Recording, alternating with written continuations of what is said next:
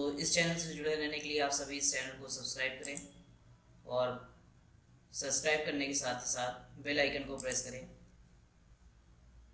और यहाँ से सारी नोटिफिकेशन पाने के लिए इसे सेव करें।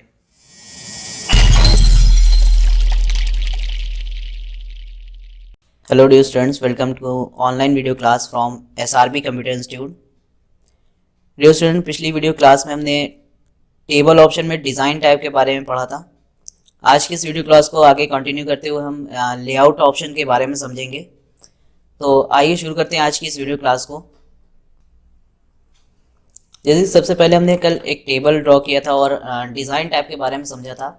आज हम टेबल ड्रॉ करने से पहले टेबल के कुछ ऑप्शंस के बारे में जान लेते हैं कि कभी कभी टेबल ड्रॉ होने पर हमारी उसका साइज़ जो है वो थोड़ा अलग दिखता है और टेबल के साइज़ को कम करने पर भी या फॉन्ट साइज़ को कम करने पर टेबल सही तरह से पेज पर दिखाई नहीं देती है। तो टेबल ड्रॉ करने से पहले सबसे पहले हम ये ध्यान रखेंगे कि हमारा फॉन्ट साइज़ कितना है। अगर फॉन्ट साइज़ हमारा ज़्यादा होगा, जैसा कि अगर हम फॉन्ट साइज़ को यहाँ से बढ़ा लेंगे, जैसे हमने 28 पॉइंट कर दिया, तो कर्सर का साइज़ जो होता है वो बड़ा हो जाता है और कर्सर साइज़ बड़ा होने की वजह से टेबल जो होती है हमारी वो बड़ी आती है। तो अगर हमें फॉन्ट साइज़ बढ़ाकर काम करना होगा तो टेबल हम ड्रॉ करके उसके बाद भी टेबल में फॉन्ट साइज़ को बढ़ा सकते हैं। जैसे कि अगर हम टेबल ड्रॉ करते हैं, फॉन्ट साइज़ अगर हमने अभी यहाँ पे 11 पॉइंट रखा है और टेबल को ड्रॉ करते हैं, अगर किसी एक सेल में हमें या एक रो में हमें टेबल के फॉन्ट साइज़ को बढ़ाना है तो हम ऐसे उस रो को सिलेक्ट करके फॉन्ट साइज़ को होम में जाकर इंक्रीज़ करेंगे तो वहाँ पे फॉन्ट साइज़ जो होगा वो बड़ा हो जाएगा। पूरी टेबल में करना है तो हम पूरी टेबल को सिलेक्ट कर लेंगे। ये तो फॉन्ट साइज़ के बेस पर है टेबल का साइज़। इसके बाद होता क्या है कि कभी कभी टेबल ड्रॉ करने के बाद भी उसमें कुछ एक्स्ट्रा स्पेसिंग आती होती है, तो वो होता है हमारा पैराग्राफ स्पेसिंग की वजह से। आपने पढ़ा है कि होम टैब में हम पैराग्राफ में आते हैं तो यहाँ हमें लाइन स्पेसिंग ऑप्शन दिखाई देता है। अगर लाइन स्पेसिंग हमारी ज़्यादा है या पैराग्राफ स्पेसिंग ज़्यादा सेट की गई है तो यहाँ पे टेबल में भी स्पेसिंग आती है। ये देखिए, यहाँ पे टेबल में भी स्पेसिंग आ रही है और अगर हमारी लाइन स्पेसिंग भी बढ़ गई है, यहाँ से अगर लाइन स्पेसिंग हमारी बढ़ी हुई है तो भी टेबल को ड्रॉ करने पर टेबल का जो सेल है वो काफ़ी बड़ा दिखाई देता है। यहाँ पे देखिए कर्सर हमारा कर्सर के ऊपर और नीचे कुछ एक्स्ट्रा स्पेसिंग दिखाई दे रही है। तो अगर ऐसा कभी होता है तो टेबल को सेलेक्ट करके या तो हम यहाँ से लाइन स्पेसिंग को कम कर लेंगे और यहाँ से स्पेस को रिमूव कर देंगे तो ये टेबल हमारी नॉर्मल हो जाएगी। या अगर ऐसा करने के बाद फिर से टेबल में स्पेसिंग आ रही है तो सबसे पहले हम यहाँ से स्पेस को हटा लेंगे और यहाँ से लाइन स्पेसिंग को सेट कर लेंगे और उसके बाद टेबल को ड्रॉ करते हैं तो टेबल हमारी नॉर्मल आती है। तो ये टेबल को इंसर्ट करने के बाद कुछ चीज़ें ध्यान रखनी होती है। अगर हमारी टेबल सही दिखाई नहीं दे रही है पेज पर तो इन चीज़ों को हम चेक करेंगे। अब बात करते हैं लेआउट ऑप्शन की। तो जैसा कि यहाँ पे एक टेबल हमारे सामने बनी हुई है, एक रिजल्ट है। अब इसमें से जैसे हमें लेआउट ऑप्शन पर जब हम आएंगे तो सबसे पहला जो ऑप्शन मिलता है वो टेबल का आता है। तो यहाँ पर सेलेक्ट व्यू ग्रिड लाइंस और प्रॉपर्टीज ऑप्शन दी गई है, जिसमें से व्यू ग्रिड लाइंस ऑप्शन हमने पहले भी देखा था डिज़ाइन टैब में। अब यहाँ पे आता है सेलेक्ट। सेलेक्ट का काम होता है किसी रो कॉलम या सेल को सेलेक्ट करना। जैसे हमें पर्टिकुलर सेल को सेलेक्ट करना है तो हम उस सेल को ऐसे सेलेक्ट कर लेते हैं, ठीक है। या कॉलम को सेलेक्ट करना है तो इस तरह से कॉलम पे लेफ्ट बटन क्लिक करके ड्रैग करेंगे तो वो कॉलम सेलेक्ट हो जाएगा। अब मान लीजिए टेबल हमारी कई सारे पेज पर बनी हुई है, बहुत बड़ी टेबल है, तो यहाँ पर उस कॉलम को पूरा एक बार में हमें सेलेक्ट करना है। तो इसके लिए हम सेलेक्ट ऑप्शन पर आएंगे और यहाँ से select cell, select column, select row, select table में से किसी भी ऑप्शन पे क्लिक करेंगे। जैसे हमने सेलेक्ट कॉलम पे क्लिक किया तो जिस कॉलम में हमारा कर्सर होगा वो पूरा कॉलम एक बार में सेलेक्ट हो जाता है। और सेलेक्ट रो पे क्लिक करने से क्या होगा, पूरी रो सेलेक्ट होगी। सेलेक्ट सेल, तो जिस सेल में हमारा कर्सर होगा वो सेल सेलेक्ट होगा। और सेलेक्ट टेबल, तो यहाँ पे टेबल हमारी सेलेक्ट हो जाएगी। जैसे हमारे पास टेक्स्ट भी है, टेबल भी, हमें टेबल को सिलेक्ट करना है तो हम इस ऑप्शन का यूज़ कर सकते हैं। इसके बाद अगर शॉर्टकट तरीका देखना है तो टेबल के जिस भी कॉलम को सिलेक्ट करना है उस कॉलम पे माउस पॉइंटर ले जाएंगे तो यहाँ पे देखिए एक डाउन एरो बन जाएगी। इस एरो बनने के बाद जब भी हम क्लिक करेंगे तो पूरा कॉलम हमारा एक बार में सेलेक्ट हो जाता है। इसी तरह से रो पर कर्सर लाने के बाद क्लिक करने से पूरी रो सेलेक्ट हो जाती है। तो यहाँ से भी हम सेलेक्ट इसको कर सकते हैं। देन आता है view grid lines. View grid line का काम सेम है जो हमने डिजाइन टैब में देखा था। व्यू ग्रिड लाइंस ऑन कर देने के बाद जब हम किसी भी बॉर्डर को रिमूव करते हैं, डिजाइन में जाएंगे बॉर्डर, और यहाँ से नो बॉर्डर पे क्लिक करेंगे तो जो भी बॉर्डर हटेगा तो एक डॉटेड ग्रिड लाइंस आएगी जो ये शो करती है कि यहाँ से बॉर्डर को रिमूव किया गया। अगर हम लेआउट से ग्रिड लाइन को बंद कर दें तो ये हाइड हो जाती है। फिर आता है प्रॉपर्टीज। ये टेबल की कुछ प्रॉपर्टी होती है जिनको हम इन ऑप्शंस के बाद भी पढ़ सकते हैं। यहाँ पे कुछ प्रॉपर्टी आएगी, जिसे टेबल प्रॉपर्टी पे क्लिक करेंगे तो प्रॉपर्टी का डायलॉग बॉक्स ओपन हो जाएगा। यहाँ पर सबसे पहले आ रहा है टेबल। तो यहाँ टेबल की साइज है, टेबल अलाइनमेंट है।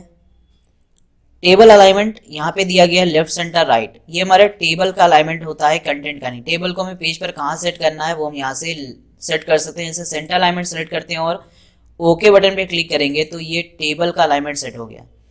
पेज पर अभी हमें अलाइनमेंट टेबल का नहीं दिखाई दे रहा क्योंकि टेबल जो है वो हमारी पूरी विंडो पर सेट है। अगर हम टेबल को छोटा करें तो ये अलाइनमेंट हमें दिखाई देगा। टेबल को छोटा करने के लिए हम टेबल में जब कर्सर रखते हैं तो यहाँ कॉर्नर में देखिए एक पॉइंट बना हुआ है। इस पॉइंट पे जब हम कर्सर ले जाएंगे तो हमारी 2 एरो बनकर आएगी। क्लिक करके अंदर की तरफ ड्रैग करने से टेबल का जो साइज है वो कम हो जाता है। तो यहाँ पर देखेंगे पेज के सेंटर में टेबल आ रही है। प्रॉपर्टीज में आते हैं, लेफ्ट तो ये लेफ्ट साइड आएगी, राइट तो ये राइट साइड आएगी। इसी तरह से इसमें एक ऑप्शन दिया गया है टेक्स्ट रैपिंग। टेक्स्ट रैपिंग का मतलब होता है टेक्स्ट को रैप करना या लपेटना। जैसे हमने यहाँ पे टेबल बनाई हुई है और यहाँ से हम कुछ टेक्स्ट को कंपोज करते हैं पेज पर, तो यहाँ पे जो टेबल जहाँ से बनी हुई है उसका ये इतना स्पेस हमारा वेस्ट जा रहा है।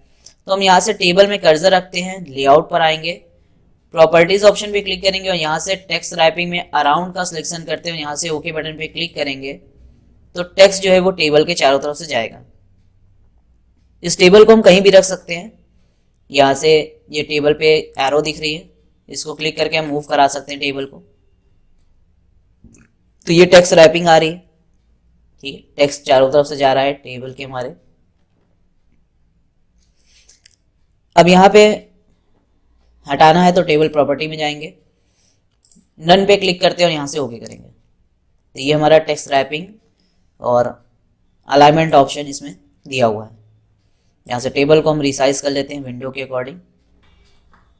प्रॉपर्टी ऑप्शन में यहाँ रो हाइट, कॉलम विड्थ को स्पेसिफाई करने के ऑप्शन होते हैं जो कि हम आगे यहाँ सेल साइज में पढ़ेंगे।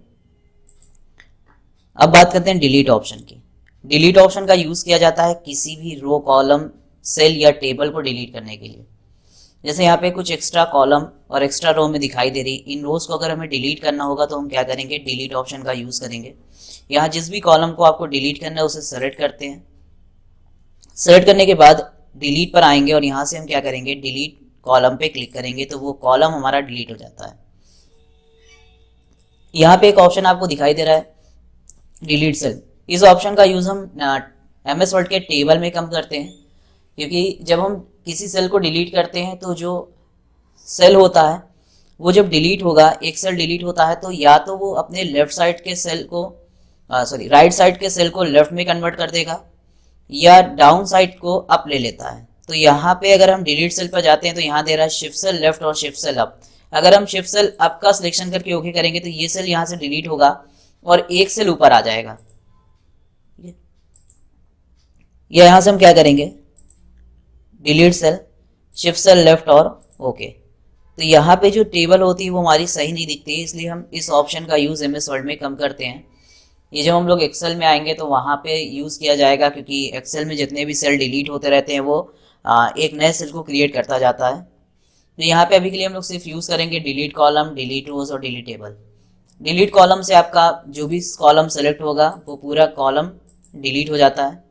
और रो को डिलीट करना है तो चाहे तो आप एक रो को डिलीट कर दीजिए या आप सभी रो को सेलेक्ट करेंगे। सेलेक्ट करने के बाद डिलीट पर आते हैं और यहाँ से डिलीट रोज पे क्लिक करेंगे तो पूरी रो आपकी डिलीट हो जाती है। डिलीट टेबल ऑप्शन आता है, टेबल को डिलीट करना है तो टेबल में कर्सर रखेंगे और डिलीट पे क्लिक करते हैं तो डिलीट रो से पूरी टेबल डिलीट हो जाती है। कंट्रोल Z अनडू कमांड से टेबल को वापस ले आते हैं।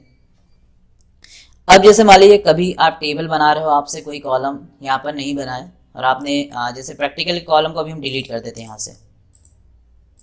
यहाँ पे अगर आपने सब्जेक्ट थ्योरी वाइवा बनाया और यहाँ से प्रैक्टिकल कॉलम आपका नहीं बना, आपका काम हो चुका है, तो यहाँ से हम जिस तरह से टेबल को डिलीट कर रहे हैं उसी तरह से टेबल को इंसर्ट भी करा सकते हैं। इंसर्ट कराने के लिए लेआउट ऑप्शन में हम यहाँ पे देखेंगे रोज और कॉलम्स जो डिलीट के बगल में दिया गया, insert above, insert below, insert left और इंसर्ट राइट ऑप्शन।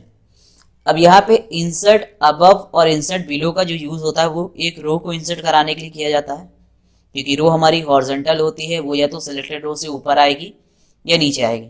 और इंसर्ट लेफ्ट और राइट का यूज किया जाता है कॉलम को इंसर्ट कराने के लिए, यानी जो कॉलम होता है वो वर्टिकल होता है, या तो सिलेक्टेड कॉलम के लेफ्ट में आएगा या राइट में आएगा।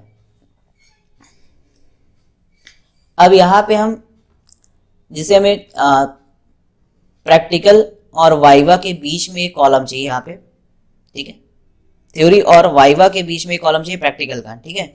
अगर हम यहाँ पे देखें इंसर्ट लेफ्ट और राइट दोनों ऑप्शन हमें दिया गया है, तो ये यूज कौन सा करना है ये आप पर डिपेंड करेगा, यानी आपके कर्सर पोजीशन पर। अगर हमने थ्योरी में कर्सर रखा है तो यानी इसके हमें राइट साइड पर एक वाइवा का कर्सर चाहिए इसके बाद, तो हम इंसर्ट राइट का यूज करेंगे।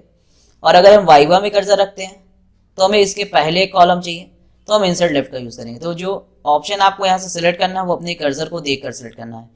वाइवा में कर्सर रखा हुआ है तो हम यहाँ से इंसर्ट लेफ्ट पे क्लिक करेंगे तो एक पूरा कॉलम हमारे पास इंसर्ट हो जाएगा, जिसे हम रीनेम कर लेते हैं प्रैक्टिकल के नाम से। इसी तरह से रो इंसर्ट होती है, जैसे हिंदी, इंग्लिश, मैथ, ठीक है। अब यहाँ पे हम इंग्लिश के बाद साइंस लाना चाहते हैं या कंप्यूटर लाना चाहते हैं तो इंग्लिश में कर्सर रखेंगे। तो रो को इंसर्ट करने के लिए इंसर्ट अबव, इंसर्ट बिलो, अगर हम इसमें कर्सर रखें तो देखिए इसका नाम है इंसर्ट रोज अबव और इंसर्ट रोज बिलो। तो यहाँ भी अगर हमने इंग्लिश में कर्सर रखा है, नीचे रो चाहिए तो इंसर्ट बिलो का यूज करेंगे, और अगर किसी रो के ऊपर हमें रो चाहिए तो हम इंसर्ट अबव का यूज करेंगे। तो यहाँ पे इंग्लिश के बाद हमें रो चाहिए तो इंसर्ट बिलो, तो एक रो इंसर्ट हो जाती है हमारे टेबल में। यहाँ से हम इसको भी कोई नाम दे सकते हैं। इस तरह से हम रो और कॉलम को डिलीट कर सकते हैं या इंसर्ट करा सकते हैं अपनी टेबल में।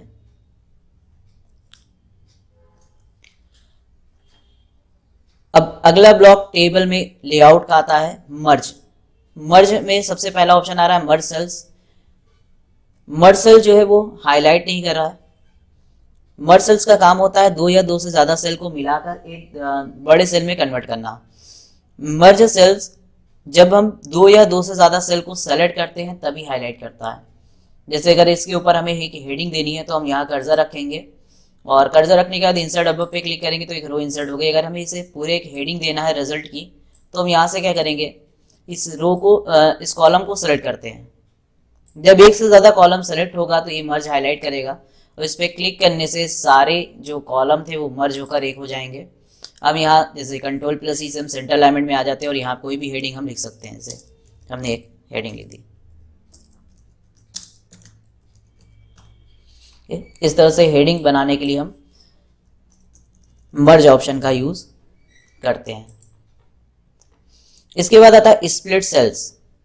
स्प्लिट सेल्स का क्या काम है? स्प्लिट सेल्स का काम होता है सिलेक्टेड सेल को रो या कॉलम में डिवाइड करना। स्प्लिट का मतलब होता है तोड़ना, सेल्स मतलब सेल्स को। जैसे हमें थ्योरी में 3 पार्ट बनाने हैं, मान लीजिए थ्योरी 1, थ्योरी 2 और थ्योरी 3। अब एक तरीका हमने पढ़ा था कि डिजाइन से हम ड्रॉ टेबल का यूज कर सकते हैं। ड्रॉ टेबल पे क्लिक करेंगे और यहाँ से जो भी बॉर्डर ड्रॉ करना है ड्रॉ कर लेंगे, तो ये पार्ट लग गया। लेकिन अभी ये जो हमारे कॉलम बने हैं 3 नए कॉलम, जो पार्ट लगा है वो बराबर से डिस्ट्रीब्यूट नहीं है, यानी इसकी साइज में डिफरेंस है। अब अगर हमें साइज को मेंटेन करना है, बराबर के कॉलम चाहिए, तो हम स्प्लिट सेल का यूज करेंगे। लेआउट टैब में आते हैं, जिस सेल में को डिवाइड करना उसमें कर्सर रखेंगे, स्प्लिट सेल पे क्लिक करेंगे तो स्प्लिट सेल का डायलॉग बॉक्स हमारे सामने आ जाएगा। यहाँ पे आता है number of columns and number of rose. Number of column हमें 3 कॉलम में डिवाइड करना है तो 3 लिखेंगे, और रो हमारी एक ही रहेगी तो नंबर ऑफ रोज में हम 1 लिखेंगे और ओके करेंगे, तो ये 3 कॉलम हमारे सामने आ जाएंगे। इसी तरह से सभी को करना है तो आप सभी को सिलेक्ट कर लीजिए। स्प्लिट सेल पर आते हैं और यहाँ नंबर ऑफ कॉलम्स हम 3 करेंगे और नंबर ऑफ रोज हमारी 3 हो गई क्योंकि 3 रो हमने सेलेक्ट करके रखा है, और यहाँ से ओके करेंगे तो ये यहाँ आ जाएगा। तो जो बाकी के सेल के हमारे नंबर होंगे रो के, वो इसी सेल में कन्वर्ट हो जाएंगे। तो ये चीज़ भी हमें ध्यान रखना है कि जब हम स्प्लिट करेंगे तो उससे पहले ही, डेटा लिखने से पहले इसको टेबल के लेआउट को सेट किया जाएगा। इसके बाद जैसे हमने बहुत सारी टेबल है और हमने यहाँ पे इसको मर्ज कर दिया, तो मर्ज कर देने के बाद अगर अभी हम कंट्रोल Z कर देंगे तो ये वापस आ जाएगा। लेकिन अगर फाइल सेव की जा चुकी है तो अंडू कमांड काम नहीं करेगा। अगर फाइल को हम बंद करके ओपन करेंगे दोबारा से, तो इसको हम स्प्लिट से वापस ला सकते हैं। तो यहाँ पे देखेंगे कि 3 कॉलम था ये और 4 रो थी हमारे पास, 3 कॉलम्स और 4 रोज थी। तो इस सेल को हम उतने ही रो कॉलम में डिवाइड करेंगे, यानी इसमें कर्सर रख के स्प्लिट सेल में जाएंगे, नंबर ऑफ कॉलम्स लिखेंगे 3 और नंबर ऑफ रोज लिखेंगे 4 और यहाँ से ओके करेंगे। तो ये हमारी रो और कॉलम सेट हो जाएगा। हो सकता है कॉलम या रो हमारी थोड़ा सा विड्थ में ज़्यादा है, तो इसको हम यहाँ से सेट कर लेंगे, इसकी विड्थ को, कॉलम की विड्थ को बढ़ाने के लिए यहाँ कर्सर लाएंगे, डबल एरो जब बनेगी तो हम क्लिक करके इसको सेट कर सकते हैं। इसके बाद अगला ऑप्शन आता है स्प्लिट टेबल। स्प्लिट टेबल का काम होता है किसी भी रो को दूसरे रो से अलग करना, मतलब टेबल को 2 पार्ट में डिवाइड करना।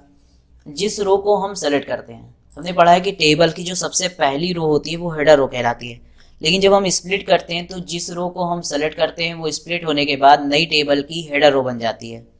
जैसे हमें सब्जेक्ट और हिंदी को अलग करना है तो हम हमेशा नीचे वाले में कर्सर रखेंगे, यानी हिंदी में कर्सर रखते हैं और स्प्लिट टेबल पे क्लिक करेंगे तो वहाँ से टेबल क्या होगी, ब्रेक हो जाएगी, यानी टेबल 2 पार्ट में हो गई और ये इसका एक हेडर बन गया। जैसे एक ही टेबल में हमने कई सारी चीज़ें बना ली। अब जैसे यहाँ पे हमने एक हेडिंग दे दिया, जैसे मान ली हमने दे दिया यहाँ पे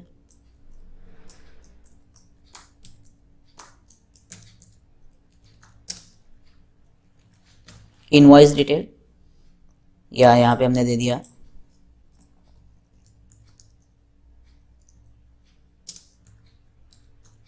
स्टूडेंट रिकॉर्ड्स।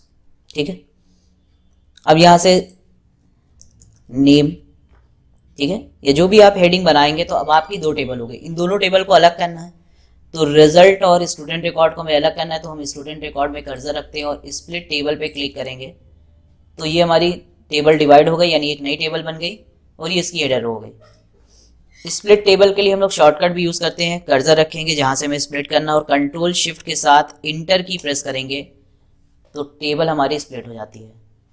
तो स्प्लिट टेबल का काम होता है टेबल को 2 पार्ट में डिवाइड करना। लेआउट टैब में नेक्स्ट ऑप्शन आता है सेल साइज का। अब सेल साइज में कुछ ऑप्शन आते हैं यहाँ पर, तो इसके लिए हम एक नई टेबल बना लेते हैं।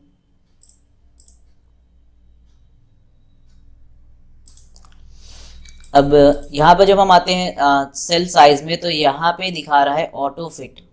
ठीक है, ऑटो फिट, या हो सकता है अगर आप का स्क्रीन का जो रेजोल्यूशन यानी जो स्क्रीन का विड्थ है वो अगर कम होती है, ठीक है, अगर मान लीजिए आप किसी मॉनिटर पर आप वर्क कर रहे हो जिसका साइज कम है विड्थ में, तो हो सकता है ये ऑप्शन आपको इस तरह से दिखाई देंगे। यहाँ पे अभी जो दिखाई दे रहे हैं स्क्रीन छोटी होने पर कि ऑटो फिट आपका नीचे लिखा हुआ आ रहा है और रो हाइट और कॉलम विड्थ एक सिंबल से शो हो रही है। तो ये ऐसा भी आपको देखने को मिल सकता है।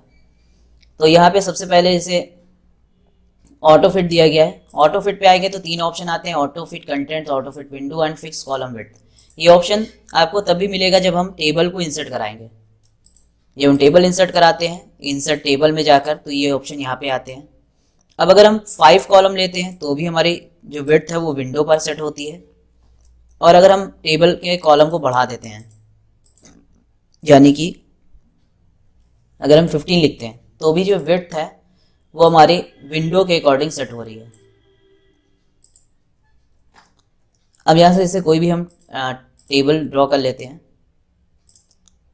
अब यहाँ से हम कुछ भी टेबल में टाइप कर लेते हैं। जैसे कोई भी कंटेंट हमने टाइप कर लिया, थोड़ा ज़्यादा यहाँ पे कम लिख दिया, ठीक, इस तरह से हमने टेबल में कंटेंट को टाइप कर दिया। अब यहाँ पे लेआउट पर आते हैं, यहाँ आता है ऑटो फिट। ऑटो फिट में सबसे पहला ऑप्शन दिखा रहा है ऑटो फिट कंटेंट।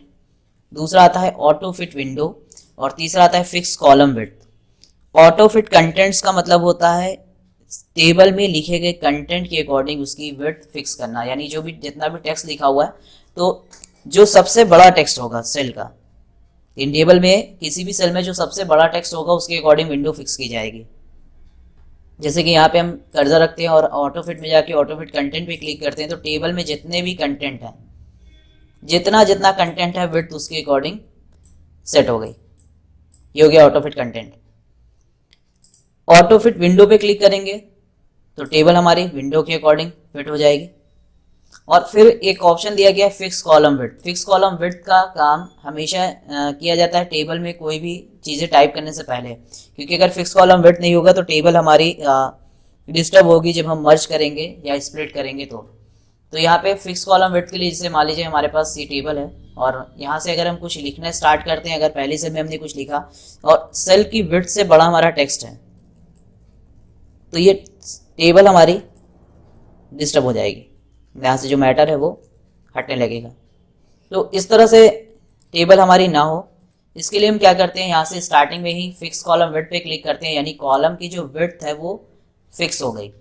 अब जो कुछ भी हम लिखेंगे तो टेक्स्ट की विड्थ, कॉलम की विड्थ ना बढ़कर रो की हाइट बढ़ेगी। यानी अगर हम लिखते जाएंगे तो इस डायरेक्शन में हमारा टेक्स्ट कंपोज होगा, इस तरह से। जैसा कि बुक या मैगजीन में हम लोग देखते हैं, बुक्स में लिखा होता है, ठीक है। तो फिक्स कॉलम विड्थ करने से टेबल हमारे डिस्टर्ब नहीं होती है।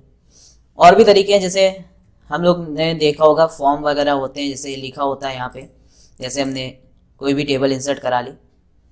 अब जो फॉर्म अगर हमें बनाना है एक, तो फॉर्म बनाने के लिए यहाँ पे टेबल के जो बॉक्स होते हैं वो हमें एक कैरेक्टर फिल करने की स्पेस मिलता है।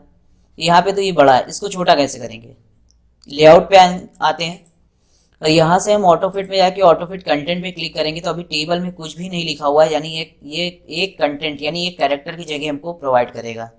क्लिक करते हैं तो ये टेबल हमारी इस तरह से आ गई। अब यहाँ पे आएंगे तो यहाँ पे टेबल इतनी बड़ी है, टेबल में इतने बड़े टेबल में काम नहीं होगा, ठीक है, टेबल इतनी बड़े टेबल में काम नहीं होगा। अब यहाँ पे टेबल को हमें बड़ा करना है। टेबल को बड़ा करने के लिए हम क्या करेंगे, कर्सर रखेंगे और यहाँ से इंसर्ट राइट पे क्लिक करेंगे, ठीक है। टेबल को अगर हमें और कॉलम आगे चाहिए तो हम लास्ट में कर्सर रखने के बाद यहाँ से क्या करेंगे, इंसर्ट राइट पे क्लिक करेंगे। इंसर्ट राइट पे क्लिक करेंगे तो इंसर्ट राइट यानी टेबल का जो कॉलम है वो राइट साइड में इंसर्ट होगा। इस तरह से हम पेज पर टेबल को इंसर्ट कर लेंगे। इंसर्ट किस तरह से करना है ये आगे की वीडियो में हम समझेंगे। अब यहाँ से जैसे टेबल को हमें काम करना है टेबल में, तो हम टेबल को अगर और फिक्स कॉलम विड्थ नहीं करते हैं, अभी हमने टेबल को फिक्स कॉलम विड्थ नहीं किया है, जैसे दो बॉक्स में हमें नेम के लिए जगह छोड़नी है तो हम दो के बाद तीसरे में कर्सर रखेंगे और स्प्लिट करेंगे, ठीक है। अब यहाँ पे जैसे हमें हेडिंग लिखनी नेम, तो यहाँ से जब हम टेबल को सेलेक्ट करके मर्ज करते हैं तो टेबल हमारी देखिए यहाँ से राइट साइड से जो है वो छोटी हो गई। जब हम टेबल को मर्ज करेंगे तो टेबल हमारी क्या होगी, राइट साइड से छोटी हो जाएगी, यानी ये कॉलम हमारा जो था वो मर्ज होकर बड़ा नहीं बना। तो ऐसा ना हो इसके लिए हम लोग फिक्स कॉलम विड्थ का यूज करेंगे। अब टेबल में आते हैं और फिक्स कॉलम विड्थ पे क्लिक करेंगे, देखिए टेबल हमारी थोड़ा सा बढ़ेगी। अब अगर हम टेबल को सेलेक्ट करने के यानी कुछ कॉलम्स को सेलेक्ट करने के बाद मर्ज पे क्लिक करते हैं तो ये एक बॉक्स बन के आएगा और यहाँ हम अपना टेक्स्ट कंपोज कर सकते हैं, ठीक है। यहाँ से दूसरे पे ले लिया। अब ये भी ऑटो फिट में जाके फिक्स कॉलम विड्थ करेंगे और यहाँ से हमने ऐसे लिख दिया मर्ज करके फादर्स नेम, फिर यहाँ से हम लिख देंगे मर्ज और यहाँ से लिख देंगे मदर्स नेम। अब यहाँ से इसे हमें डेट ऑफ बर्थ देनी है तो यहाँ से सेलेक्ट करेंगे और मर्ज करते हैं, यहाँ से लिखेंगे डेट ऑफ बर्थ। अब इनको अलग करना है तो मदर नेम और फादर नेम में मदर नेम में कर्सर रखते हैं सेल में और split table, then date of birth में कर्सर रखते हैं और स्प्लिट टेबल। अभी गैपिंग हमारी थोड़ा ज़्यादा आ रही पैराग्राफ स्पेसिंग से, इसको अभी हम कम करेंगे अब जैसे डेट ऑफ बर्थ के लिए यहाँ पे 2 कॉलम हमें डेट के लिए देना है, फिर 2 कॉलम मंथ के लिए और फिर 4 कॉलम ईयर के लिए। तो 2 कॉलम को छोड़ने के बाद हम थोड़ा गैपिंग के लिए 2 कॉलम को मर्ज कर देते हैं, फिर 2 कॉलम छोड़ देने के बाद 2 को हम मर्ज करेंगे और फिर यहाँ से हम जैसे कॉलम को कुछ 4 कॉलम हमने ईयर के लिए यहाँ से छोड़ दिए। अगर हमको पूरा हटाना है तो हम सेलेक्ट करके मर्ज कर देंगे, या कुछ इन्फॉर्मेशन लिखनी है तो हम यहाँ से सेलेक्ट करके मर्ज कर लेते हैं, ठीक है। यहाँ से मर्ज कर लेंगे और यहाँ पे जैसे हमने लिख दिया। अब यहाँ पे इसको थोड़ा सा सेट करने के लिए हम क्या करेंगे कि जैसे यहाँ पे हमने इसको सेलेक्ट करके यहाँ आगे अलाइनमेंट आता है हमारे पास, यहाँ हमने मिडिल से दे दिया, इसको सेलेक्ट करके ऐसे, तो ये एक फॉर्म के फॉर्मेट में आ जाएगा। और यहाँ से ये जो एक्स्ट्रा बॉर्डर आ रहे हैं इनको हम इरेजर से इरेज करेंगे। कर्सर रखते हैं, डिज़ाइन में आएंगे, इरेजर पे क्लिक करते हैं और यहाँ से क्या करते हैं, क्लिक करेंगे तो यहाँ से ये जो एक्स्ट्रा बॉर्डर है हमारे वो इरेज हो जाते हैं। या आप कर्सर रख के नो बॉर्डर या बॉर्डर को हटा भी सकते हैं, जो भी एक्स्ट्रा बॉर्डर होंगे उनको हम रिमूव कर देंगे यहाँ से। इस तरह से एक फॉर्म का फॉर्मेट हम लोग बना सकते हैं टेबल का यूज करते हुए। अब यहाँ पे दिया गया है हाइट और विड्थ कॉलम की, तो एक न्यू पेज हम ले लेते हैं, यहाँ से टेबल को इंसर्ट कर लेते हैं तो इस ऑप्शन को क्लियर हो जाएगा। ये लेआउट में आते हैं, यहाँ आता है हाइट, तो ये रो की हाइट इंक्रीज होगी और डाउन पे क्लिक करेंगे एरो तो डाउन होगी, या यहाँ हम लिख भी सकते हैं। अब जैसे यहाँ पे रो के बाद आता है distribute rows and distribute column, इसी तरह से कॉलम की विड्थ आप बढ़ा सकते हैं और घटा सकते हैं। डिस्ट्रीब्यूट का मतलब होता है बांटना। रो में जितनी भी आपने हाइट इंक्रीज की है, यानी इस रो में जितनी भी आपने जितना भी पॉइंट भी इंक्रीज किया है उतना अदर रो के अकॉर्डिंग ये डिवाइड होकर सभी में चला जाएगा। यानी अगर आपके पास 4 रो है, 5 रो है और आपने किसी रो में 1 इंच की हाइट बढ़ा दी, तो वो अगर 4 रो बची हुई है तो वो 0.25 क्या करेगा, डिवाइड कर लेगा। मतलब जितनी भी रो होगी साइज को उनसे डिवाइड करके सभी में डिस्ट्रीब्यूट कर देगा। जैसे क्लिक करेंगे तो इसने सभी में थोड़ा थोड़ा साइज को डिस्ट्रीब्यूट कर दिया। इसी तरह से कॉलम है, कॉलम बढ़ाते हैं तो कॉलम डिस्ट्रीब्यूट होगा। इस तरह से हम हाइट विड्थ सेट करके कॉलम की रो और हाइट को, कॉलम की विड्थ और रो की हाइट को सेट करते हैं। या डायरेक्टली अगर हमें बढ़ाना है तो हम यहाँ कर्सर ले जाएंगे बॉर्डर पर, डबल एरो बन जाने के बाद हम क्लिक करके इसे ड्रैग करेंगे तो ये आ जाएगा।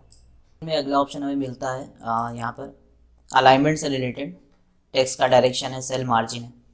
तो अलाइनमेंट जैसा कि हमने पढ़ा था कि टेबल में हमें टॉप, बॉटम, लेफ्ट, राइट ये सारे अलाइनमेंट होते हैं। टॉप से लेफ्ट सेंटर राइट, मिड से लेफ्ट सेंटर राइट और बॉटम से लेफ्ट सेंटर राइट अलाइनमेंट आता है।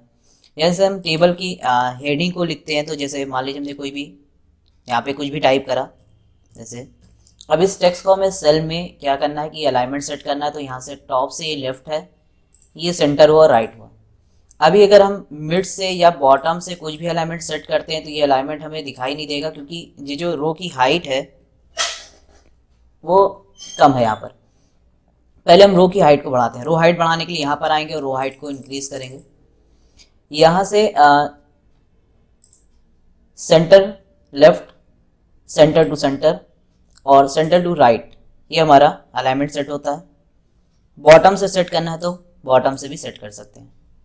यहाँ पे इस ऑप्शन का यूज नंबर्स और टेक्स्ट के बीच में किया जाता है, क्योंकि कभी भी हम जब नंबर लिखते हैं, अगर कोई भी चीज़ हम बना रहे हैं, यहाँ पर नंबर जो होता है वो हमेशा सेल में या कॉपी पर भी नंबर हमेशा राइट और डाउन साइड पर लिखा जाता है। जैसे कि अगर हम रिजल्ट बना रहे हैं यहाँ से, और यहाँ से अगर हम सब्जेक्ट में नंबर देते हैं जैसे, तो जो नंबर होगा वो हमारा राइट साइड आना चाहिए। तो नंबर को सिलेक्ट करके हम राइट साइड पे लेंगे, और अगर हमारा सेल की विड्थ ज़्यादा है तो ये डाउन साइड आना चाहिए, ठीक है, इस तरह से। तो इस तरह से लिखने के लिए हम लोग सेल टेक्स्ट अलाइनमेंट का यूज़ करते हैं। टोटल वगैरह निकालना है या जो भी, जैसे यहाँ पे अगर कोई भी रिसीव फॉर्मेट बना रहे हैं, अगर यहाँ पर हमारा लिखा हुआ है जैसे इस सेल को हमने मर्ज करके यहाँ लिख दिया ग्रैंड टोटल, और ग्रैंड टोटल अगर यहाँ निकला है, कुछ भी ग्रैंड टोटल हमने लिख दिया, तो यहाँ ग्रैंड टोटल जो होगा वो नीचे लिखा जाएगा और नंबर जो होगा वो राइट साइड पे लिखा जाएगा। तो इस तरह की फॉर्मेटिंग को लिखने के लिए हम क्या करते हैं, टेक्स्ट टेबल में टेक्स्ट अलाइनमेंट का यूज़ करते हैं। इसके बाद आता है टेक्स्ट डायरेक्शन। टेक्स्ट का जो डायरेक्शन है, ये यहाँ पे एरो दिख रही है, तो जो भी टेक्स्ट हम कंपोज करते हैं वो लेफ्ट से राइट की तरफ कंपोज हो रहा है। अगर हम इस पर क्लिक करेंगे तो ये अप टू डाउन में चेंज होगा, फिर से इस पर क्लिक करने से ये डाउन टू अप जाएगा और फिर से क्लिक करेंगे तो लेफ्ट टू राइट पर सेट होता है। हेडिंग वगैरह बनाने के लिए हम यूज़ कर सकते हैं। फिर आता है हमारे पास सेल मार्जिन्स। पेज पर हमने मार्जिन पढ़ी हुई है, तो सेल में भी जब हम डेटा लिखते हैं या कर्सर रखते हैं तो यहाँ पे थोड़ा सा कर्सर जो है वो आगे से आ रहा है, या यहाँ पर अगर हम देखें तो ये जो टेक्स्ट है वो थोड़ा सा टेबल के आगे से कंपोज हो रहा है, तो ये सेल मार्जिन होती है, जो कि लेफ्ट और राइट से 0.08 की सेट होती है। अगर हमें बढ़ाना या घटाना है तो सेल मार्जिन पर आएंगे और यहाँ से हम बढ़ा सकते हैं। इसे हमने टॉप से 0.9 की सेट कर दी, तो यहाँ पे देखिए टॉप से थोड़ा सा स्पेसिंग मिल जाएगी। खैर इसको हम लोग सेट नहीं करेंगे, यहाँ से जो नॉर्मल है वो सेट रहता है। इसके बाद इसी में एक ऑप्शन आता है default cell spacing. Cell spacing क्या होती है, सेल मार्जिन तो हो गया कि जो भी हमारा टेक्स्ट है और जो भी टेबल है उसके बीच की गैपिंग। सेल स्पेसिंग होती है एक दूसरे सेल के बीच की गैपिंग, या हम इसको सेल पैडिंग भी बोल सकते हैं। HTML लैंग्वेज में हम लोग सेल पैडिंग बोलते हैं या टेबल पैडिंग बोलते हैं। तो यहाँ पर हमारा सेल आता है सेल स्पेसिंग। सेल स्पेसिंग को टिक करेंगे और जितने भी पॉइंट के स्पेस चाहिए यहाँ से हम अप्लाई करेंगे और यहाँ से ओके करेंगे तो उतना हमारा सेल के बीच में गैपिंग आ जाता है। अगर हमें टेबल इस तरह से बनानी है तो हम सिलेक्ट कर सकते हैं, नहीं तो यहाँ से ये ऑप्शन बंद रहेगा। ठीक है, नेक्स्ट ऑप्शन लेआउट टैब में आता है सॉर्ट। जैसे कि यहाँ पे हमारे पास एक डेटा बना हुआ है, अगर इसे हमें सीरियल वाइज मेंटेन करना होगा तो हम लोग क्या करेंगे, सॉर्ट ऑप्शन का यूज़ करते हैं। जैसे कि यहाँ पे हमारे पास एम्प्लॉय आईडी है, कुछ एज है और सिटी के नाम है और सैलरी दी गई है। अगर हमें किसी भी कॉलम के हिसाब से हमें असेंडिंग या डिसेंडिंग ऑर्डर में इसको सॉर्ट करना है तो हम इसे सॉर्ट ऑप्शन का यूज़ यहाँ से करेंगे। सॉर्ट ऑप्शन हमने होम टैब में भी पढ़ा हुआ था, ये यहाँ पे मिलता है। तो यहाँ पे कुछ ऑप्शंस हमने नहीं पढ़े थे, जैसे माई लिस्ट हैज़। तो यहाँ पे उन ऑप्शंस को देखते हैं। सबसे पहले लेआउट पे आएंगे, सॉर्ट पे क्लिक करते हैं तो यहाँ पे सॉर्ट ऑप्शन का डायलॉग बॉक्स ओपन होता है। जब भी हम कोई टेबल सॉर्ट कर रहे होंगे या ऐसा कोई डेटा होगा जिसमें हमने हेडिंग बना कर रखी होगी, तो सॉर्ट करने से पहले सबसे पहले हम यहाँ पे माई लिस्ट हैज़ ऑप्शन को सिलेक्ट करेंगे। माई लिस्ट हैज़ में दो ऑप्शन है, header row and no header row. अगर हम हेडर रो का सिलेक्शन करते हैं तो ये हमारी हेडिंग को सॉर्ट नहीं करेगा, और अगर हम नो हेडर का सिलेक्शन करते हैं तो ये पूरी टेबल को सॉर्ट करेगा, यानी हेडिंग को डिफाइन नहीं कर पाएगा। तो नो हेडर रो का अगर हम सिलेक्शन करते हैं तो यहाँ पे सॉर्ट बाय में आता है कॉलम। कॉलम को सिलेक्ट करके यहाँ पे हम जो भी कॉलम सेलेक्ट करना चाहेंगे सेलेक्ट करेंगे। यहाँ टाइप आ जाएगा, तो पहले कॉलम में हमारा नंबर टाइप है। असेंडिंग और डिसेंडिंग ऑर्डर पूछता है, असेंडिंग छोटे से बड़ा और डिसेंडिंग बड़े से छोटा। असेंडिंग ऑर्डर को सिलेक्ट करते हैं और यहाँ से ओके पे क्लिक करेंगे तो यहाँ से ये सॉर्ट हो गया। अब यहाँ पे अगर हम सिटी के अकॉर्डिंग सॉर्ट करें, और यहाँ से देखिए हमने हेडर रो में नो हेडर रो का सिलेक्शन किया हुआ है। सिटी हमारा आता है थर्ड कॉलम में, यहाँ से हम कॉलम नंबर 3 लेंगे, यहाँ से असेंडिंग ऑर्डर और ओके। तो यहाँ पर देखिए ए और उसके बाद सिटी सी से लिखा होने की वजह से ये भी नीचे चला गया, जबकि हेडिंग हमारी नीचे नहीं जाना चाहिए। तो जब भी हम डेटा ऐसे सॉर्ट करेंगे जिसमें हमारी हेडिंग है, तो हम सॉर्ट करने से पहले माई लिस्ट हैज़ में हेडर रो का सिलेक्शन लगाते हैं। इसके बाद यहाँ से जो भी ऑप्शन आपको सिलेक्ट करना है सेलेक्ट करेंगे। यहाँ नंबर टाइप है और असेंडिंग या डिसेंडिंग ऑर्डर ओके करेंगे तो ये असेंडिंग ऑर्डर में सीरियल वाइज आ गया, जैसे 121, 122, 123, 124 इस तरह से ये आगे बढ़ता जाएगा। और डेटा को हमेशा एक कॉलम के हिसाब से सॉर्ट किया जाता है, एक कॉलम के अकॉर्डिंग सॉर्ट करेंगे, क्योंकि डेटा जब सॉर्ट होता है तो वो अपनी पूरी रो को लेकर अप एंड डाउन मूव होता है, इसलिए कभी भी अलग अलग कॉलम से सॉर्ट नहीं किया जाएगा। नेक्स्ट आता है repeat header row. Repeat header row का काम होता है टेबल की हेडर रो को सभी पेज पर रिपीट करना। जैसे अभी हमने 4 रिकॉर्ड बनाए हैं, ज़्यादा रिकॉर्ड होते कई सारे पेज पर, तो यहाँ से सभी पेज पर हेडिंग लिखी नहीं जाएगी। यहाँ पे हम रिपीट हेडर रो का यूज़ करेंगे, चाहे तो आप बाद में भी कर सकते हैं, या जैसे रिपीट हेडर रो जो हाईलाइट नहीं कर रहा है, ये ऑप्शन तब हाईलाइट करेगा जब हम हेडर रो में कर्सर रखते हैं। कर्सर रखने के बाद हम रिपीट हेडर रो पे क्लिक करेंगे और यहाँ से टैब बटन प्रेस करते हुए हम टेबल को आगे बढ़ाएंगे। लास्ट रो में कर्सर रखने के बाद हमने टैब बटन प्रेस किया तो ये टेबल हमारी नेक्स्ट पेज पर आएगी। तो यहाँ नेक्स्ट पेज पर आते ही हेडर रो जो है वो अपडेट हो गई हमारे टेबल में। तो ये होता है रिपीट हेडर रो। जितने भी पेजेस पर हम जाते जाएंगे टेबल रो वहाँ पे अप्लाई होती जाएगी।